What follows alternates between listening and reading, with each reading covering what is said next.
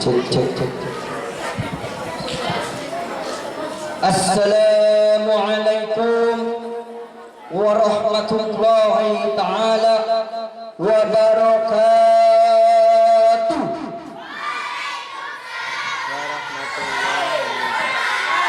Hamdan syukran lillah, la haula wa la quwwata illa billahil aliyyil azim.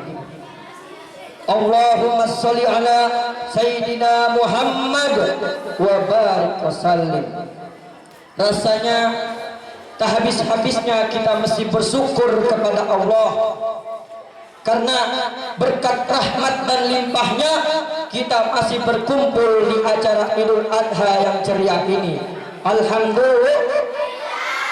Sanjung selawat salam kita sampaikan kepada orang yang tidak pernah pacaran namun selalu kita harap-harapkan, orang yang kita harap-harapkan namun terkadang kita lupakan.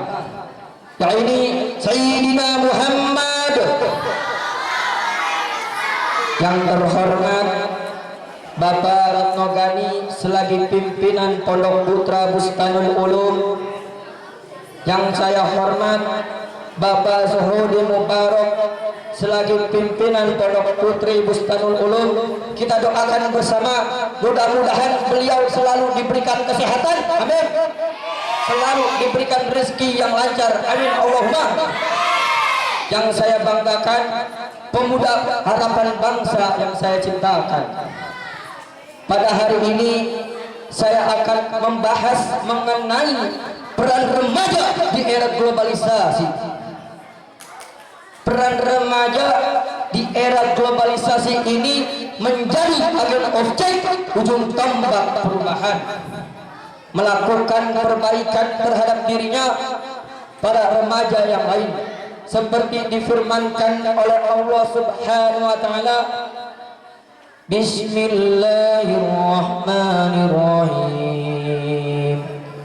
Kuntum khaira ummatin ukhrijat lin-nasi ta'muruna bil ma'ruf wa tanhauna billah. Shadaqallahul adzim. Yang artinya kalian adalah umat yang terbaik yang dilahirkan untuk manusia, karena kalian melakukan amar ma'ruf nahi mungkar yang beriman kepada Allah. Seiring berkembangnya zaman yang bisa disebut zaman era globalisasi, zaman yang menghadirkan berbagai aspek kehidupan, pada intinya zaman ini bisa diperoleh secara instan. Di sisi lain, era globalisasi ini membawakan dampak positif. Salah satu contohnya dalam hal komunikasi. Dalam hal komunikasi, pesan yang kita sampaikan kepada orang lain itu bisa dalam beberapa menit maupun detik, tidak mengenal jarak dan waktu.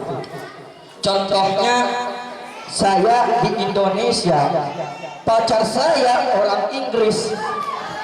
Seperti kata pepatah, cinta kita dipisahkan oleh lautan yang begitu luas. Ketika saya menelpon pacar saya, "Hi babe, how are you?" Wah, I'm fine. Nah, lantas hal komunikasi ini tidak mengenal jarak dan waktu asalkan ada pulsa. Di sisi lain, hal komunikasi ini membawakan dampak negatif.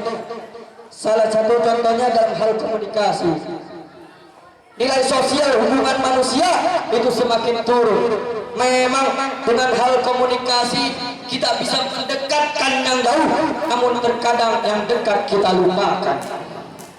Di negeri ini era globalisasi identik dengan era yang masuknya budaya asing. Terbukanya tanpa filter yang kuat membawakan suatu virus yang ganas yang bisa dengan di virus F4 ini. Yang pertama adalah food, yang kedua adalah fun, yang ketiga adalah fashion, yang keempat itu film. Yang pertama adalah food. Banyak pemuda yang lebih senang makanan yang haram daripada yang halal. Contohnya sekarang pemuda itu lebih senang makan burger daripada makan pecel. Yang kedua adalah fun, reality, menuju ke lapangan sambil gitaran pacar sini daripada belajar. Hal ini karena terjadi doktrin-doktrin yang masuk ke pikiran mereka akibat semakin majunya teknologi. Ketika kita flashback ke beberapa puluh tahun, sungguh sangat luar biasa pemuda saat itu. Pemuda saat itu tidak mengenal yang namanya hal komunikasi. Mereka bilang hal komunikasi itu tidak penting, yang penting adalah belajar. Yang ketiga adalah fashion yang tak luput dari kebarat-baratan. Pakaian ketat, rok mini, rambut acak-acakan. Untuk di sini rambutnya botak ya, acak-acakan. Menggeser kearifan budaya lokal, mereka itu menganggap lebih stylish daripada budaya lokal. Yang keempat adalah film. Akhir-akhir ini Mbak, banyak film yang bergenre horor namun diselingi adegan sensualitas. Hal ini karena terjadi video-video yang tak layak pemuda tonton. Maaf, banyak di TV sekarang akibat kejadiannya kayak gitu, banyak seks bebas, hamil di usia sekolah dan lain sebagainya. Di kalangan pemuda itu lebih senang kemaksiatan daripada kebaikan. Salah satu contoh kemaksiatan adalah ada organ dangdut. Mengapa bagian organ dangdut ini pemuda-pemuda, anak-anak kecil itu duduknya paling depan? Entah apa yang dia lihatkan, itu hanyalah kemaksiatan. Bagian ulama berceramah, bagian saya berceramah, itu duduknya paling belakang. Kenapa? Karena dia tidak suka dengan kebaikan. Allahumma sholli wa sallim wa barik alaihi. Oleh karena itu, langkah apa sajakah yang kita lakukan dalam membangun generasi Islam yang sejati, dan siapa yang berperan di dalamnya? Para orang tua, guru dan pendidikan. Setidaknya memberikan ilmu yang berakhlak kepada para pemuda dan lain sebagainya. Karena dengan ilmu yang berakhlak kita bisa menjadi pemuda yang al-qawi, yaitu pemuda yang kuat, bukan pemuda al-daif, pemuda yang lemah. Hadirin rahimakumullah, dapat kita simpulkan bersama bahwasanya kita semua ikhtiar dalam membangun generasi bangsa ini.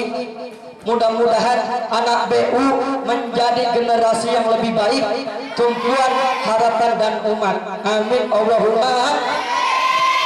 Mungkin cukup itu yang dapat saya sampaikan. Kurang lebihnya saya mohon maaf.